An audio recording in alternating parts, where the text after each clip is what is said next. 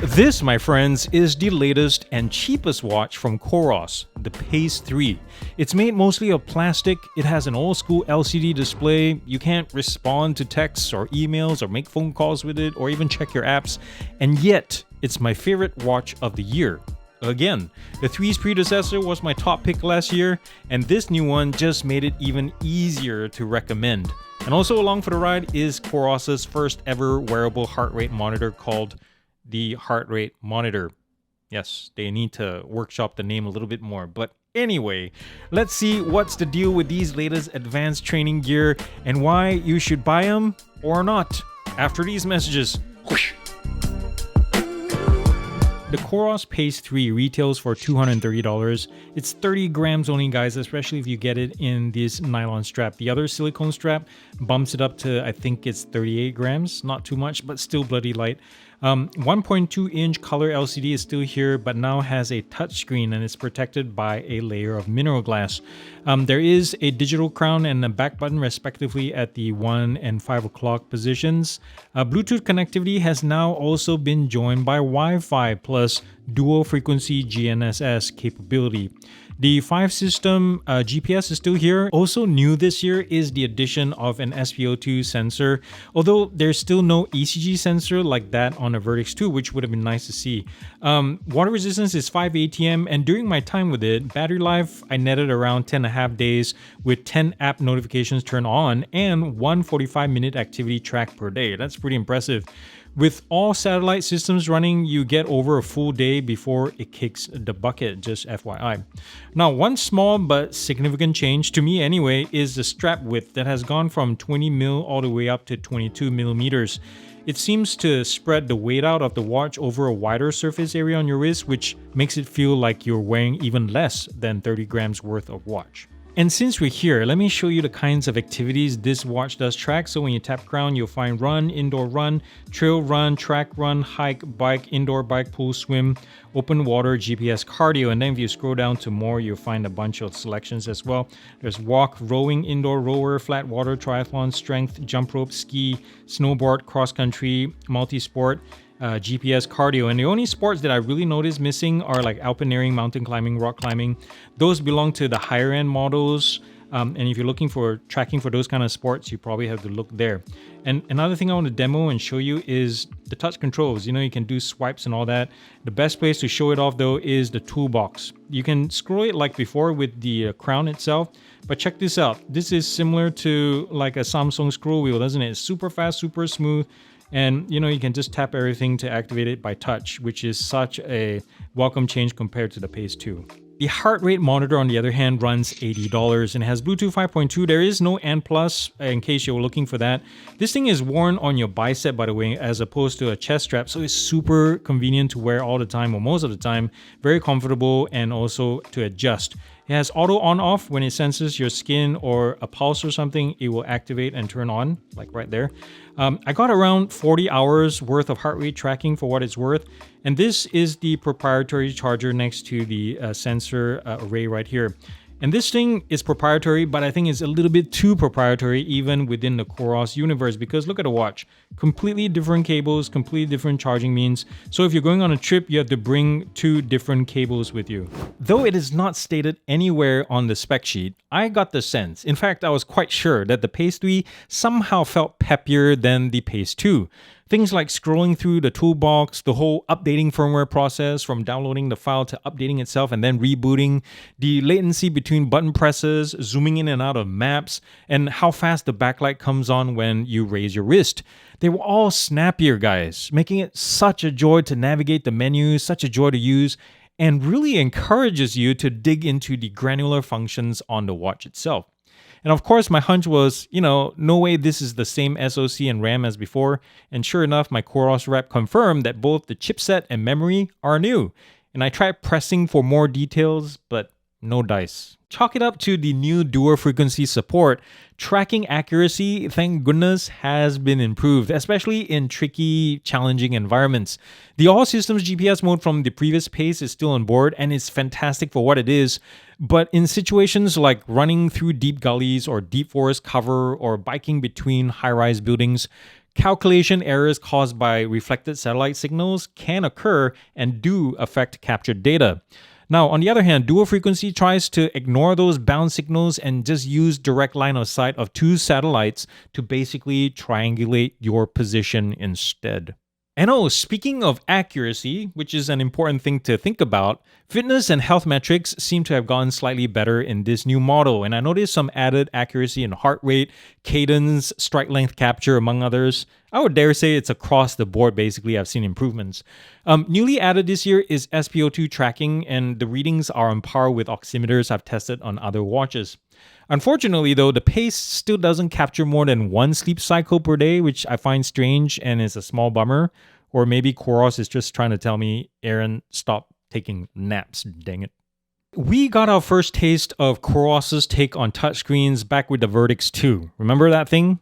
I didn't really like that implementation. But then the Apex 2 improved on it with more touch-friendly screens. With that thing, you could finally rely on the buttons a lot less to navigate if you wanted to. And the Pace 3 seems to have inherited the same setup as the Apex 2, thank goodness. And so, while it is still not perfect, I find it so much easier to scroll through the large amounts of data or to quickly change settings, all of that, just by touch alone. Have you ever worn a AA battery on your wrist? Or how about 30 paper clips? Or a pencil? Or maybe a stack of 12 pennies? One thing that all these have in common is, well, besides the striking hand model, yes, I got this tan just for you, is that they all weigh 30 grams each, which is exactly how light the Pace 3 is. And while it's not literally as light as a feather, it actually feels like you're wearing feathers on your wrist. And if anything, this alone is the reason why this watch is my favorite Coros in the entire lineup, besides the price. And if you think that they sacrificed durability for lightness, you'd be wrong, my friend. The nylon polymer used here is tough. Plus, I haven't noticed even any of those hairline scratches on the surface of the glass. You know, the kind that you have to angle it under the light just right to see? Yeah, that kind. We're good here in this case. And I've dropped this thing on its face on the gravel, whacked it against the walls because, I'm a klutz, and even had our teething infant use it as a teething toy. Not a scratch the entire month. I'll tell you what, going more than 10 days without needing to plug in feels so liberating, guys. And in the meantime, Apple and Samsung and Google and Mobvoi are all busy fighting it over whether they're getting 48.5 hours versus 49.25 hours on their watches. And that is only if you turn off all the functions to get there. With watches like the Pace 3. Anyways, with watches like these not bogged down by bloated OSs and constantly running background apps, it does wonders for battery life. And these watches are just made for those who live life untethered, for those who want to spend days backpacking or camping, having their watch be part of their personal well-being, rather than, the other way around where they're invaded by other people's well-being all the time, with apps and emails and texts and all that. You know what I'm saying. When I first took the watch out of the box, the nylon strap was already pre-installed on the watch with the Velcro facing inward, just like this. Coros, excuse me, can I have the option of deciding which direction my watch strap should be to begin with, rather than have someone on the production line making that decision for me? Dang it. How would you feel if someone came into your house and forced you into hanging your toilet roll around the back, which is the wrong way, by the way, instead of over the front, which is the only way, right? See what I mean? And yes, I know you could take off the strap and redo it and all that, but it's just not the same. I have to say, this Pace 3 really brings out my age. It makes me feel old. Because on one hand, putting the watch through its, paces has revealed that I have lungs of a frog or a 97-year-old man, but also more precisely because it's built so light, I constantly forget I'm wearing it. In fact, I've had my wife and friends on a few occasions ask me for the time, and I was like, oh, I don't have my watch on. And there's this awkward moment where they're pointing at my wrist and also wondering at the same time why a person like me is allowed to exist. And also, has anyone seen my glasses? I realize it's all in the name of weight savings, but do you see these holes in the lugs? Can you imagine small things getting wedged in there like, I don't know, tiny pebbles, food bits that go rotten after a couple of days, dried booger. Just saying, I'm calling it out as it is. Another thing, don't ever wear the watch, especially with the nylon strap, to get your hair cut, because hair sticks to the band like magnets and takes days to get off. As for the heart rate monitor itself, this thing is a good piece of kit. The only two major gripes I have are A, there's no way to isolate, differentiate, or compare heart rate data between the watch and the monitor, either, post-workout or on the fly. It's either one or the other. And B, if you're pairing this with a non-Coros Wear OS powered watch, especially Wear OS and onward, you're forced to use the strap with third-party services like Strava, because for some reason, and maybe it's just me, I couldn't add this strap as an accessory directly within the watch OS like I can with Bluetooth headphones or something. Apparently, like Wear OS just won't let me.